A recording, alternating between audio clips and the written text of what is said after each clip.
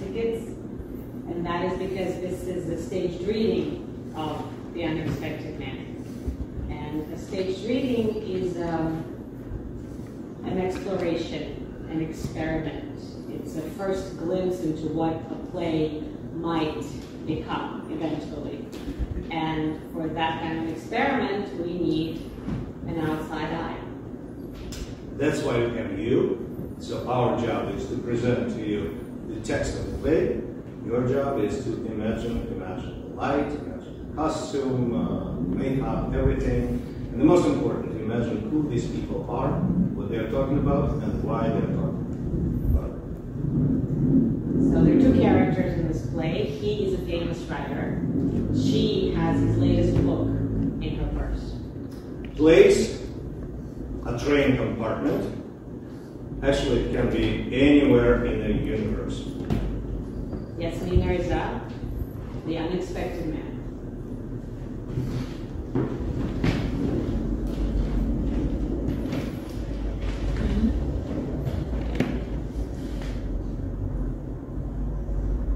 Bitter. It's all so bitter.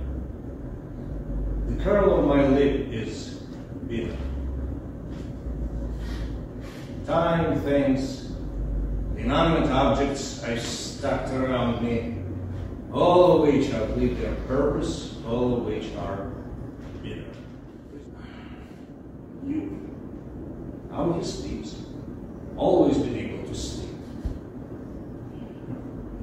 When I can't sleep, I think of Yuri, fast asleep after parsimoniously depositing a little semen in his Japanese piggy bank. Sleeping with women is bitter. I can't stand that with a woman, with certain exceptions. The black girl at the plaza, for example, there was some sort of contact with the black girl at work, more or less. Not the sex, but the closeness, the rub of the flesh. The more elementary the woman, the more comfortable I feel in bed. The cruder she is. The less she interests me in life, the better I feel in bed. Animals rubbing together, nothing else is left. The basic question is, would I in fact be better off sleeping with a man? Sex is bitter, always has been. No questions of a biography. Absolutely no question of a biography after I'm dead. That's what I have to say to that lawyer. Biography of a writer, absolutely ridiculous. Who can say anything? Who knows the first thing about anybody's life? Who can say anything remotely coherent about anybody's else's life? Who can say anything remotely coherent about life in general? Did I write what I wanted to write? No, never. I wrote what I was capable of writing, not what I wanted to. All we ever do is what we're capable of. How can your complete works, your contribution ever to the world, and by the way, all the great laws of nature work on principles of subtraction. How can your complete works can be anything more than a mishmash of a... She's a big girl. I thought judges were supposed to be midgets. Even as a child should have. What should I do? How should I proceed? What should I do? See him? Follow Jim's advice and just turn up, have a coffee in town as if nothing's happened, talk about the weather. If she said he's 51, he's probably twice that. On the other hand, I can't go on ignoring him. That would be the worst of mistakes. I mean, for Christ's sake, a father has a right to object to his daughter marrying a man with one foot in the grave. Jean said, he is quite interesting. Quite nice of him. Except you cannot hear what he is saying. In an audible voice. And our family's been stentorian for generations. How can you have an audible son-in-law? Sooner or later, nobility will provoke you to the worst. Why couldn't you have been mad on horses like Maurice's daughter? You could have brought me back some nice sporty type. Some nice boy pink from forest breezes whom I could have molded. There's always a photograph to look at. A photograph to keep you company during the trip. The tram in Prague in 1964. There's a man sitting by the window looking out. He has a high forehead. His eyes are sad. He's 60. He's holding his hand in front of his mouth in an attitude of contemplation which conceals half his face. He's looking out. Outside there's a man standing on the pavement, his hands in his pocket, watching the tram go by. In the positions in which they find themselves, you might think that the two men are looking at each other. In fact, the two men are unaware of one another. This encounter has no effect on either of them. They don't even see each other. What is it they're both looking at? Familiar course of time. Time taking its familiar course, that is what they're looking at. If what happens happens purely by chance, there would be no reason to dwell on anything. There would be no reason to dwell on anything. My friend Serge is dead. The world I'm looking at is the world in which my friend Serge no longer exists. In his room at the hospital, in a drawer, there's a photograph of his mother. He took his mother with him for protection, a passport photo. He was 76, a man who's been in positions of authority all his life, a grandfather himself, a man who I would say was more of a man than most. He brought his mother with him to keep in a drawer for protection. In his bedside table. I ought to do it, but I don't dare. What's it matter anyhow? And yet it does matter. Suppose I summon up the courage to approach him between now and the time we arrive. Well, I can't just sit here in silence without drawing attention to this coincidence in some way or another, start reading The Unexpected Man. If I take The Unexpected Man out of my handbag, I have to lean towards him and say, "Excuse me, Mr. Parsky, just so happens I'm in the middle of reading The Unexpected Man. Naturally, I wouldn't be so insensitive as to read it in front of you." The captain knows, other insisting the captain doesn't know. I go back to my cabin. The little Chinaman is there. Pick up the rattle, I told him. Come on, little Chinaman, spin the rattle, assault my unit promise. I shall not write anymore. The captain will be my last.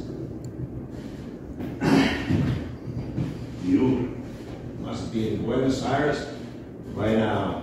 Gone off with his Japanese on an Antarctic cruise. That's right. That sort of trip you make when you've been around the world 36 times. You're in the twilight of your life. What's left for you? Penguins. Mrs. Serdy gets more and more cantankerous. Jean told me, why everyone else has normal secretary and you must have Mrs. Serdy? I have Mrs. Serdy because, my boy, Mrs. Serdy has been my secretary for 20 years, which makes her absolutely irreplaceable. Yes, bound to have complexes, poor woman. All right, Mrs. Serdy has complexes. She is not the first woman to be born ugly. The curl of my lip is bitter. Has it turned bitter because I'm bitter? Or have it turned bitter through brooding on this physiological bitterness? The feeling of getting old is bitter. Yes, shriveling up is bitter. I wasn't bitter, right?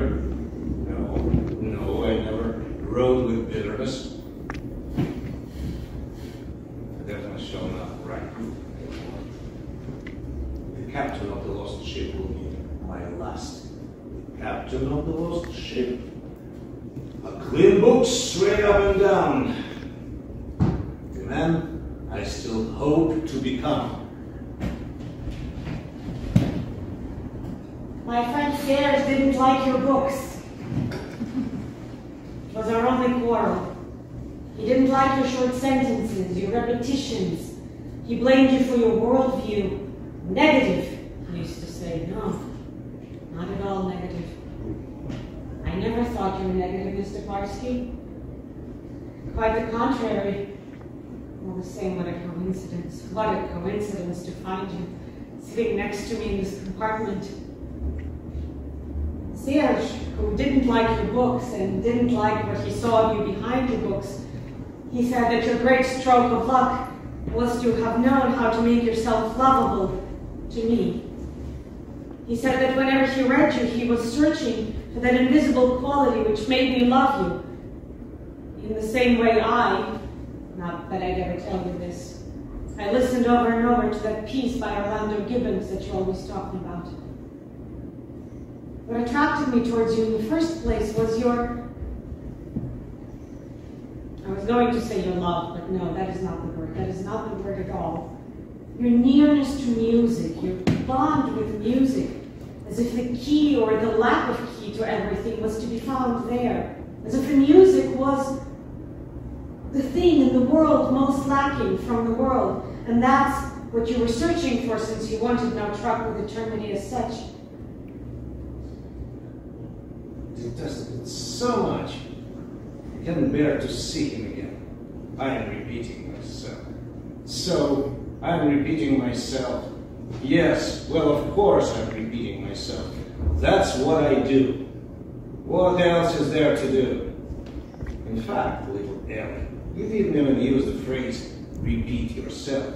If you'd said you're repeating yourself, I would sense some small degree of pleasant familiarity. In the you repeating yourself, I would discern the affectionate bluntness of a friend. What you did say, so embarrassing, you were squirming around like a woman, was, it's very like things you've written before. Things I've written before, which you adore. I'd like to discuss certain things. In fact, people with whom you'd like to discuss things are not all that thick on the ground. I, who was so biased in favor of men, finished up by turning my back on them, and my best friends, my new, rare and singular friends are women. That women would turn out to be better friends to me than men is a development I never could have predicted. Apart from my friend Serge, who is now dead, I had another friend. His name was George. George was slightly in love with me in that charming way men have of being slightly in love with you without expecting anything. I was married. And our friendship contained a hint of mischief, or how should I say it? A knowing closeness. I laughed a great deal with George. You know how it is when you laugh. By the way, I've often laughed in your company.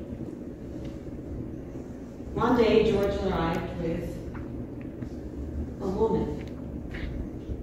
He thought it acceptable to introduce a woman into our relationship. He committed the solecism of comparing us. I am not a woman, Mr. Parsky, who invites comparisons. Nor am I a woman to be weighed against anyone or anything. 16 years of friendship, he still hadn't grasped that. Worse, he confided in me. Worse still, he asked my advice. 16 years of pleasantly double-edged friendship collapsed in 3 sentences. The poor man didn't even realize it. Of course, when I say the poor man, I'm talking solely from my point of view, because he was, and this was what was most intolerable, Mr. Parsky, happy. He was happy. I was very civilized about it. In fact, to have so often been civilized about things is perhaps where I've gone wrong in life. George married that woman. She was a patient of his. He was a dentist. And he had a child.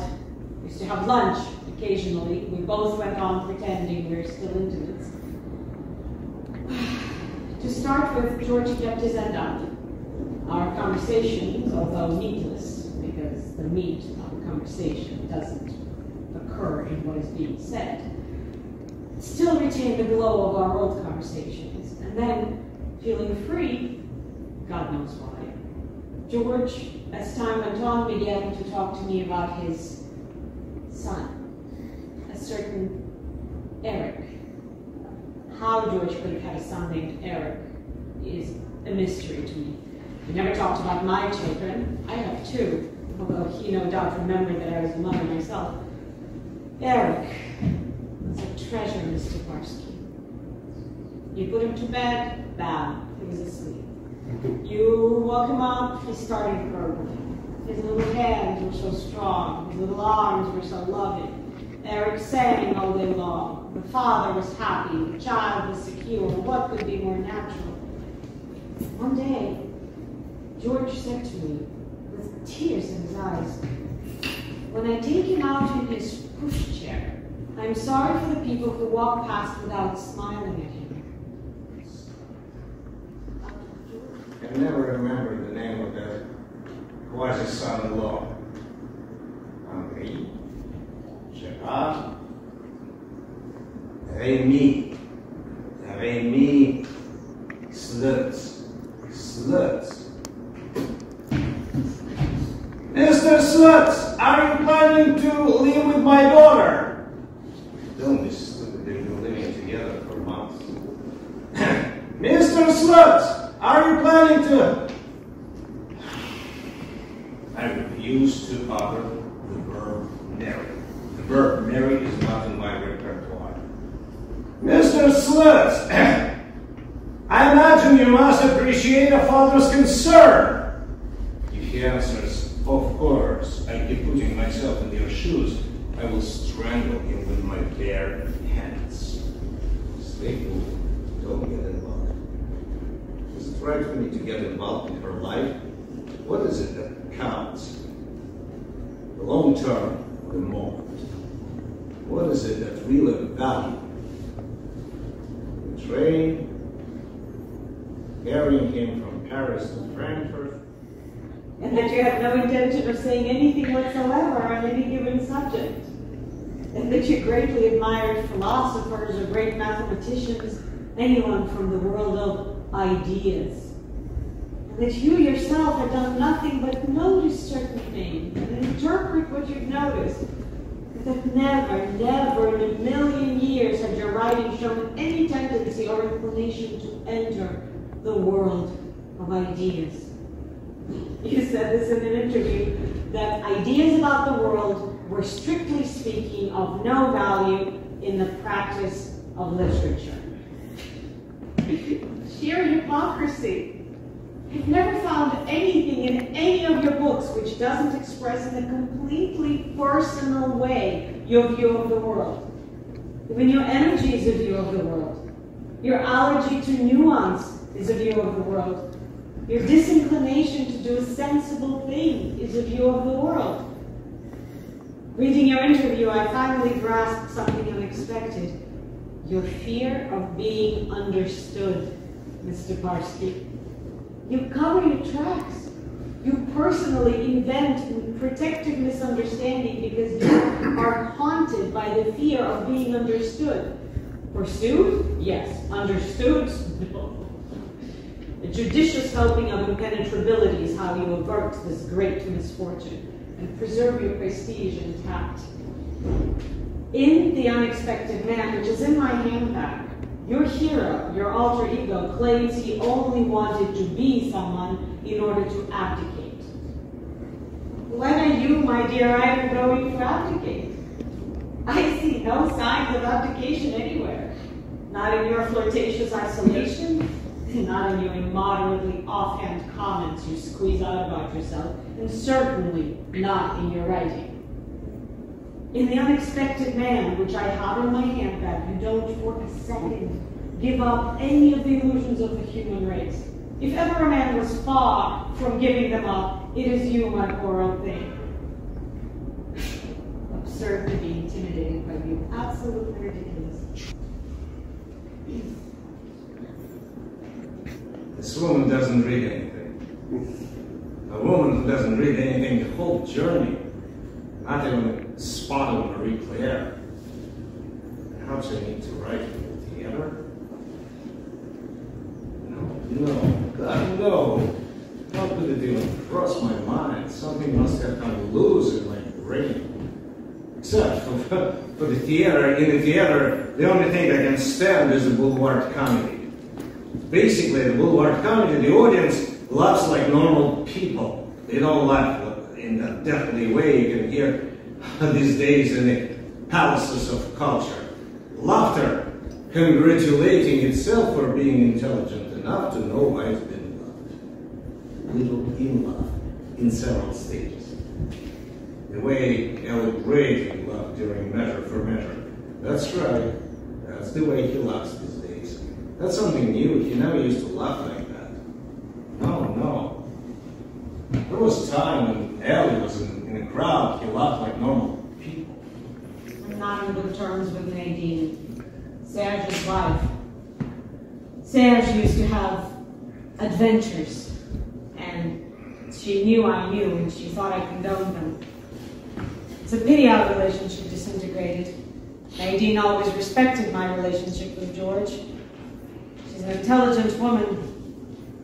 Things deteriorated when Serge started to have adventures. I think he'd get impatient about 2 pages in. Like Strathmore, Serge was an insomniac. One night, when he couldn't sleep and he was tossing and turning in his bed, he tried to calm himself by thinking about Auschwitz. He conjured up the discomfort of the mattresses, the stench of the latrines, the lack of space. Here you are, he said to himself, in your soft bed with your clean sheets. You don't have some neighbor's stinking feet in your mouth. You don't have to get up and carry away that disgusting bucket, so go to sleep. Go to sleep, Serge, old chap. And just at the moment he was about to fall asleep, he said to himself, wait a minute. An idea which ought to haunt you and give you no peace. And you are using it as a soporific? A horror which you did not experience, and you turning it into a tranquilizer? He wanted to write something about this confusion. He got up to look for some paper, couldn't find any. I woke Nadine up, he told me. She, let's be fair, has no need to think about Auschwitz to get off to sleep. And I said, how can it be possible? How can it be possible, I said. This is what Serge told me. And you can see how calm I am. I'm saying this very calmly. How can it be possible that there is not one piece of paper in this house? I can't bear people who sleep. How can people sleep? How can they sleep well? If I may say so, Martha, Serge was 17 years older than me, and we always maintained a certain formality. If I may say so, Martha, I know you're a poor sleeper, and that is the cornerstone of our friendship.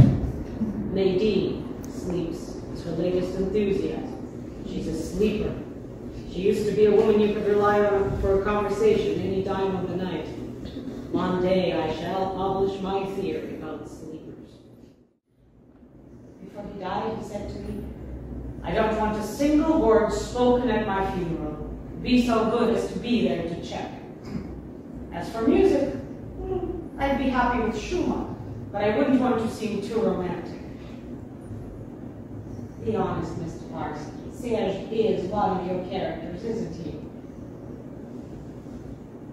Mr. Parsky, I'm afraid I miss my friend Serge terribly. For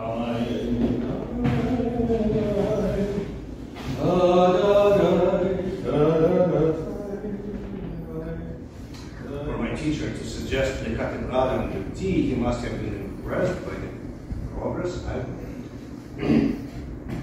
Good idea to been a maturing, a mental leap forward. How can Natalie accept to me that Yuri plays better than I do? Has she no ear? Alright, yes, she's right. I don't attempt the same pieces as Mr. Yuri Kogla. I don't attempt scrapping, I don't play blues royals. I'm too fond of music. I play it very efficiently. Alright, in an ideal world, of course, you would use the pedal if you knew how to. But without a pedal, it's not bad at all. I would say it's rather good. Yeah, Yuri knows all about the pedal. When Yuri sits down at the piano, his Japanese is ecstatic. Yuri will play in front of everyone. He has no shame. The more he waters it down, the better his Japanese likes it. That's right. I'm ready to attempt the Catedrale and Lutti. There are two reasons behind my progress. First, I got better and better in sight reading. Thanks to Bach, I now have a strong, quick left hand that compels you to anticipate. And secondly, I have succeeded in hearing myself. Easy enough to hear other people playing. It's hearing oneself. That's what's difficult.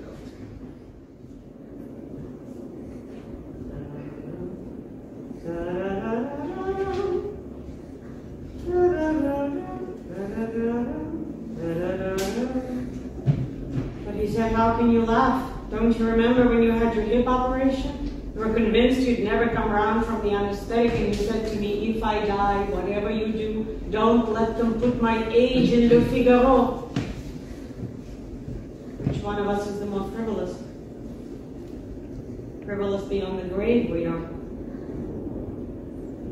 How to accept that someone we love is dead.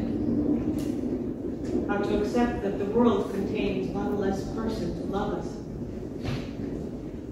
My parents are gone. The husband whom I love is gone. So many friends dead. Serge dead. How to accept that one is never in control of time or loneliness. It was a good idea to have my hair done before I left.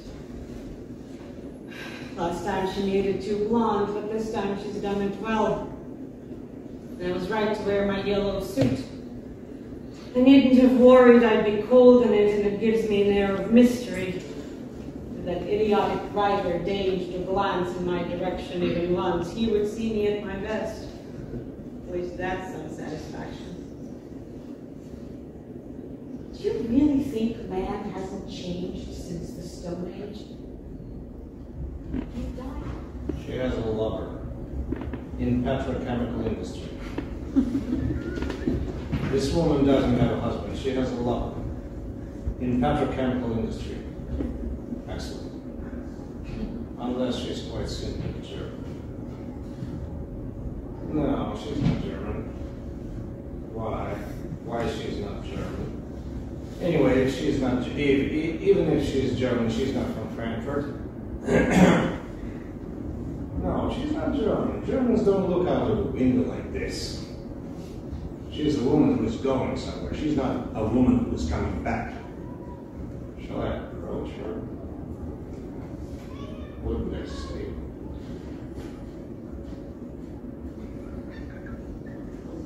Please excuse me. Do you think we might open the window a bit?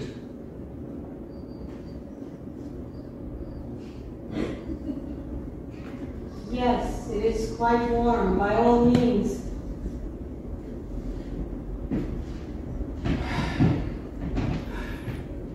Natalie has said to me that, what's his name again? Slutz. Slutz adores a passerby like any other. People keep talking to me about books I've written 30 years ago. I don't even remember what it was about. Seriously, I have no idea. He likes a passerby like any other. As everybody else. Great. Obviously he read it a couple of weeks ago. As far as he's concerned, it's in the present. Paul Parsky in the present. Whereas for me, it's a book written by somebody quite other. There is misunderstanding about time. What we produce stagnates, ossifies, plays only the active part in other people's minds. In time, what man produces becomes what the furthest from him.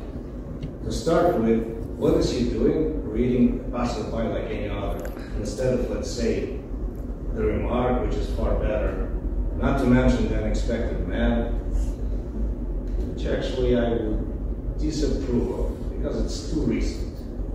All in all, I would prefer it that he's dug up the passerby rather than plunging into the unexpected man. Plunging into the unexpected man before he met me would be the worst sort of blunder. Mr. Sluts, my trip to Frankfurt has given me a chance to reassess our situation. What do you mean, our? Mr. Parsky, you rested your eyes on me in a certain way. There was a question mark in your bright eye. For a brief instant in your life, possibly imperceptible even to yourself, I'm sure I had some effect on you. What was your question? Whatever it is, the answer is yes. Yes, it's me. I'm the one who secretly one day will make off with your world. I'm the one. I'll make off with your light, your face, your happy hours are sad, the days and nights your name is on, the whole of time to ashes. I'm the one. I'm the one who loved you, who colored you according to my inclinations, the one who studied every subject under your perpetual canopy. I shall abolish you. I shall make off with you when my time is up, and nothing will remain of you or anything else. No, it was not a cause of reservation. Let's not understate it. And if we didn't care what people said to us, why would we struggle on with a pursuit which is at the mercy of outside opinion? An old man, enthralled to the judgments of his contemporaries, condemned whatever he may say to try to put a good face on it. But for whose benefit? For whose benefit?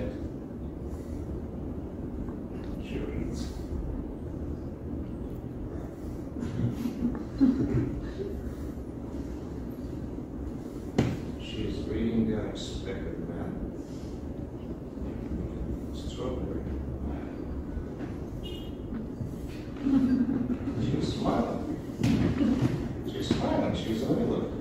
Stratner meets Rubens, who talks to him about his counting mania, which Stratner also suffers from, one of many. Don't stare at her so insistently, you'll break her concentration. Strawberry. Does she know who I am? No, of course not. She wouldn't be innocently reading like that. No, she doesn't know who I am. Why didn't she start reading it with herself? Lack of interest? No, look at her expression. Yeah, she's reading unexpectedly. Man. Yeah. Shall I? A good face. A good face on it. For whose benefit? For whose benefit, my old Parsky? Why? For hers. This unforeseen traveling companion.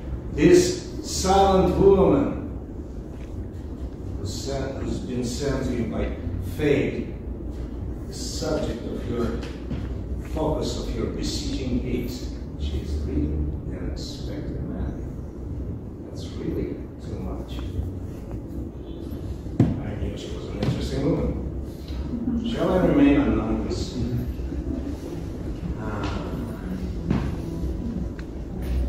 Why wasn't she reading it when this fell? Because she had something to think about. In Frankfurt, she is going to break up with the conductor. She was thinking about methods of breaking up. About turn of phrase to use when breaking up. Yeah. In their relationship, they always waited their words. She is going to break up with the conductor, and the unexpected man is the book she has chosen as a witness to this moment. Remain anonymous? Absolutely. But aren't I likely to feel some sort of bitterness, as usual? This is what I call the scruples, which will probably deprive them of some simple pleasure. Actually, it's not so much scruples as you hasten to flatter yourself. It's more with discretion, not to say cowardice. I've always been afraid of infecting her. I was tidying away some fish scraps in the kitchen when I spotted a slice of lime. I liked it.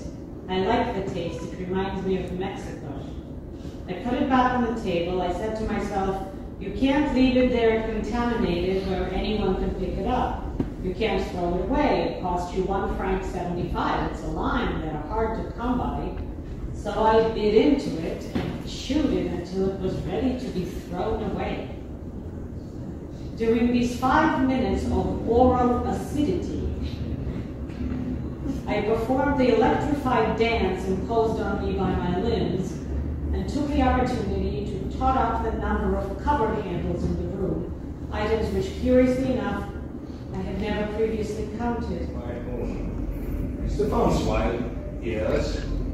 Or Manuel Torre, yes. The man's intimidated.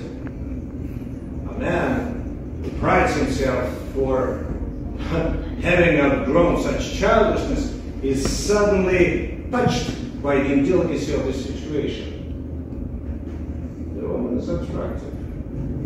Would he be intimidated if the woman wasn't attractive? If the woman wasn't attractive, he would withdraw into his distaste for what's called the public, that breed never to be encountered. Let's be honest, you never done anything for no reason or for nobody. You don't create in the void, you throw bottles into the sea desperately hoping for a castaway. To produce, to add to the world, is to experience the magic of possibility. Here goes. How do you account for the need to invent or dream up other lives? Isn't it enough, quite simply, to exist? What do you think? I don't know what you mean by quite simply to exist. There is no such thing as quite simply. The book you're holding. It so happened I read it as well. But really? Do you like it? I'm not sure I can answer such a blunt question. This is an author I've been close to for some time. You as well. You as well. For some time, yes. What have you read? Passerby Like Any Other. A small collection of short stories. I can't remember the name. The Remark. The Poor Man's Footstep. Did you like The Poor Man's Footstep? Yes. For me, it's the most moving. What about you? I remember it as quite a personal book. Yes, that is what I would say, personal. Inevitable. It must have felt inevitable for a man who wrote it. Could be. You can't always write like that. No, I'm sure. You can only lay yourself naked once. I'm sure.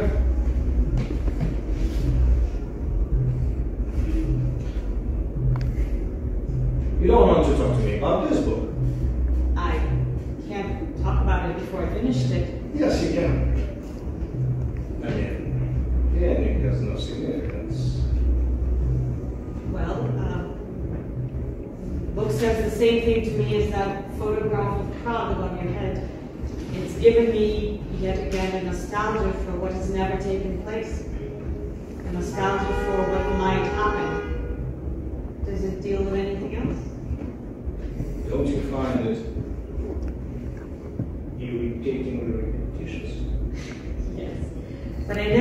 without being irritated. He is a deeply irritating writer. He certainly is.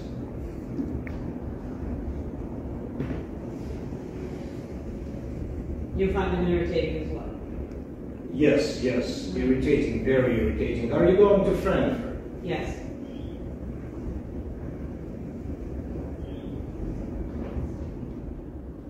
In another book he talks about watching his grandfather out the window as he turns the corner, running away like a child, clutching the results of his medical tests.